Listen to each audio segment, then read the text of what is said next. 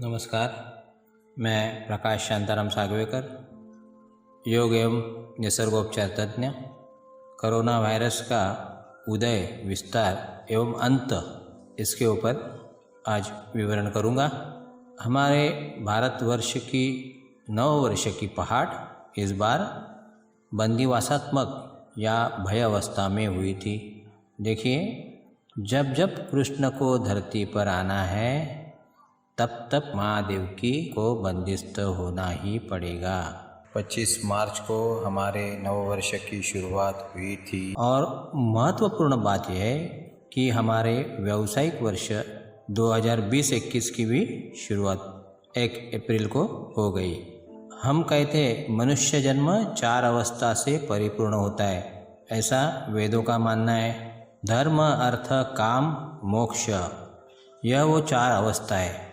सूर्य की 12 राशियों के भ्रमण से हमारा 1 वर्ष पूर्ण होता है। इस वर्ष में सूर्य 6 ऋतु को निर्माण करता है। वैसे ही 1 साल में वो 27 नक्षत्र से भ्रमण करता है। तब वो 3 हंगाम या मौसम निर्माण करता है, ठंडी, गर्मी, बरसात। आज संपूर्ण जगत भय एवं चिंताग्रस्त स्थिति में।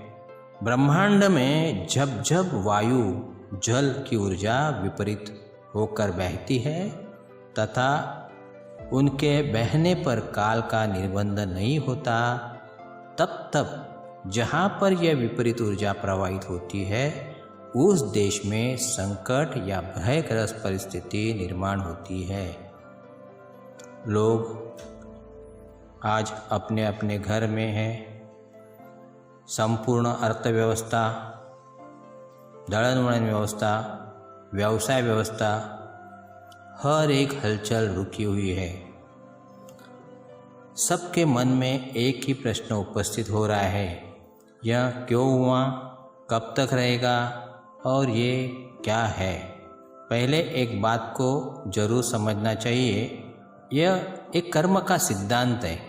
काल चक्र में ब्रह्मांड डोनर है और पिंड रिसीवर होता है, परंतु जब यह कालचक्र उलट हो जाता है, पिंड यानी मानव खुद डोनर बनता है और ब्रह्मांड को मानव खुद रिसीवर बनाता है। तब जो हमने गलत किया है वो रिटर्न हमारे तरफ आ जाता है। इसको गौर से समझने की कोशिश करिए। ये डोनर और रिसीवर उसने ही दिया है, रिसीव किया। जो गलत वापस रिसीव, फिर वापस ब्रह्मांड उसको डोनर कर रहा है, हम लोग रिसीव कर रहे हैं। हमारे ऊपर है अब रिसीव करना है कि नहीं करना है। सोचो इसके ऊपर। अब आप कहेंगे हमने क्या गलत किया, लेकिन सृष्टि जब प्रलय लेकर आती है तब अच्छे बुरे सभी को उसका प्रकोप का सामना करना ही पड़ता है। उस समय जो धैर्य एवं भयमुक्त अवस्था से ब्रह्मांड की इस अवस्था का स्थिर रहकर स्वीकार करता है, वो ही इस समस्या से सहज बाहर निकल आता है। इस अवस्था को परमेश्वर ने संयमित अवस्था कही है। कितनी भी विपरीत अवस्था हो, हमें संयमित ही रहना पड़ेगा। यह संयम ही हमें यम द्वार से जाने से बचाता है। हमें संयमित होकर अपने आप की, अपने कुटुंब की, खासकर वयोवृद्ध एवं बच्चों की रक्षा करनी है और अपने साथ अपने समाज, अपने राष्ट्र की सुरक्षा भी करनी है। यह संयम से हम हमारे शासन यंत्रणा की ताकत बढ़ा सकते हैं। 30 अप्रैल या 3 मई को लॉकडाउन हट जाएगा, परंतु आपका स्वयं का लॉकडाउन इतनी जल्दी नहीं हटने वाला है। अभी कुछ समझ लो। सूर्य का जब मीन राशि में भ्रमण हुआ है ना, तब से हमारे यहाँ लॉकडाउन का शुरुआत हुई है।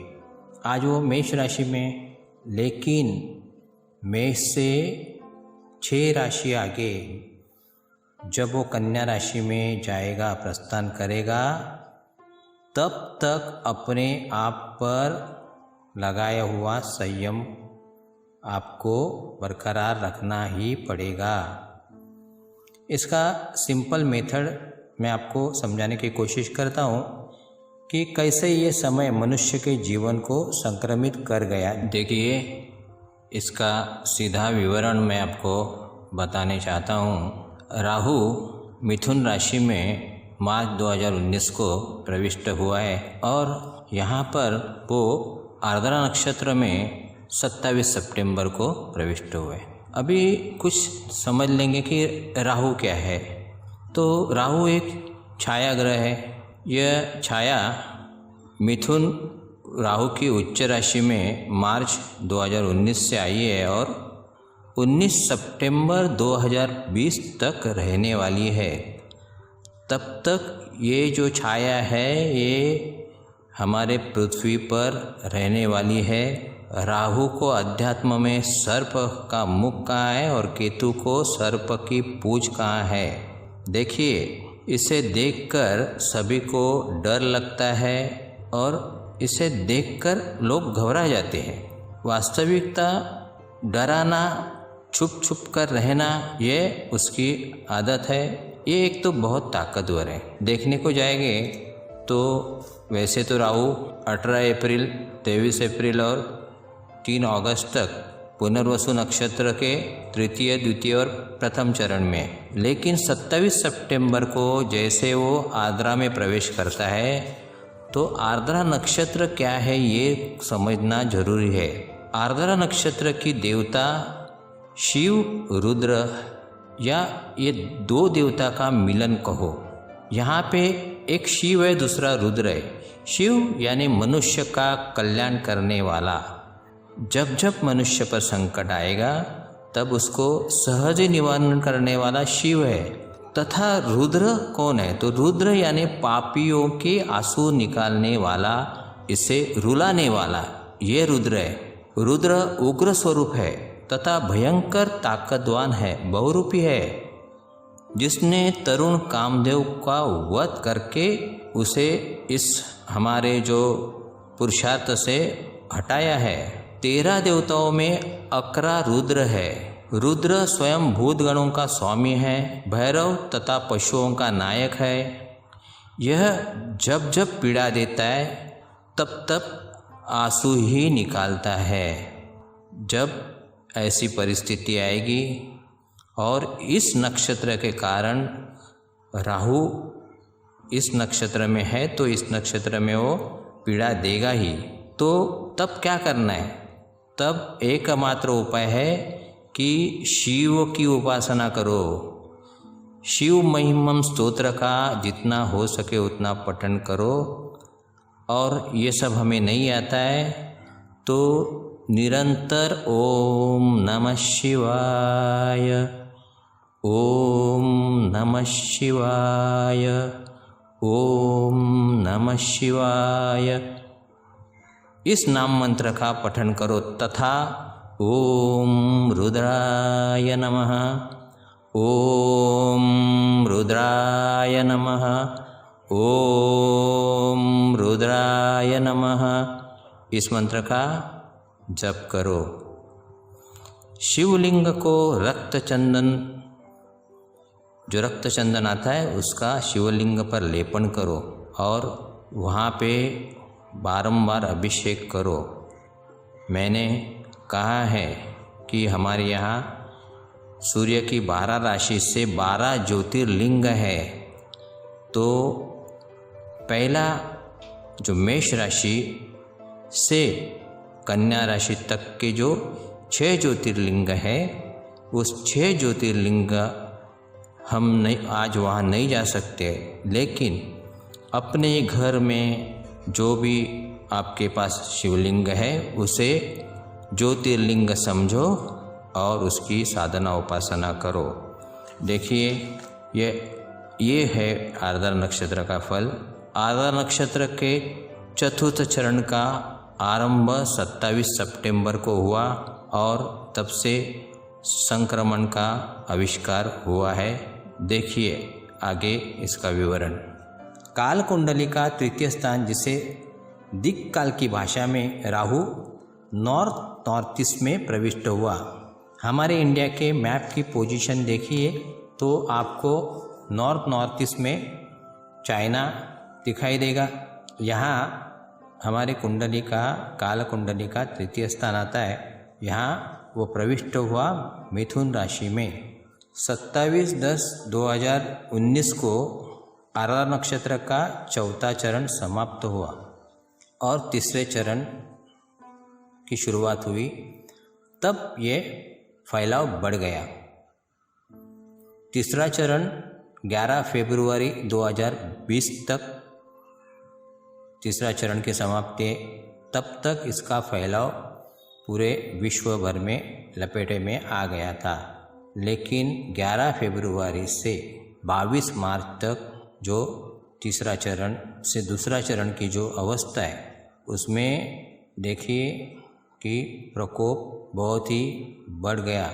और उसी बीच 30 मार्च को गुरु मकर राशि में प्रविष्ट हो गया और गुरु बल भी नहीं था ब्रह्मांड में। परिस्थिति अनियंत्रित, दूसरे जो आर्द्रा नक्षत्र के दूसरे चरण में परिस्थिति अनियंत्रित हो गई।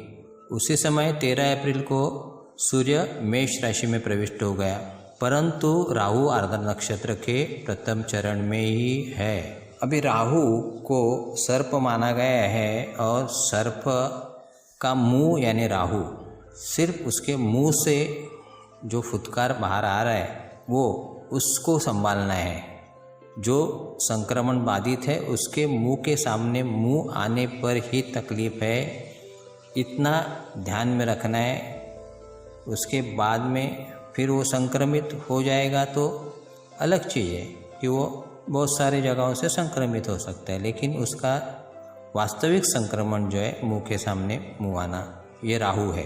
तो थोड़ा अध्यात्म अगर समझेंगे तो उसका फुटकार को हम कितना डिस्टेंस से उसको हमको कवर करना है या उसके सामने हमें जाना ही नहीं है, ये हमारे ऊपर डिपेंड है। अब देखिए कि 22 अप्रैल 2020 को राहु आर्द्रा नक्षत्र से बाहर आएगा। आर्द्रा नक्षत्र यह खुद राहु का विष नक्षत्र है। तब तक 20 अप्रैल को इसका असर हल्का हो जाएगा। वैसे तो ट्रू नोड पे वो 22 अप्रैल को बाहर आएगा, लेकिन मेन नोड उसका 20 मई तक है। इसका मतलब है कि 22 अप्रैल से 20 मई तक व्यवस्थित नियंत्रण हो सकता है।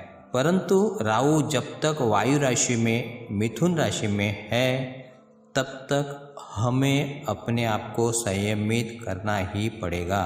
संपूर्ण मई, जून, जुलाई, अगस्त हमें अपने आप पर नियंत्रण रखना पड़ेगा। 19 सितंबर को राहु मिथुन राशि से बाहर आने पर संक्रमण पर पूर्ण नियंत्रण होगा।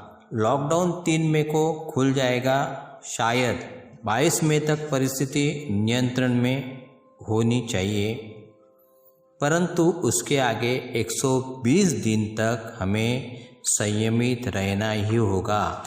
3 मई तक अपने अपने घर में संपूर्ण सुरक्षित रहिए।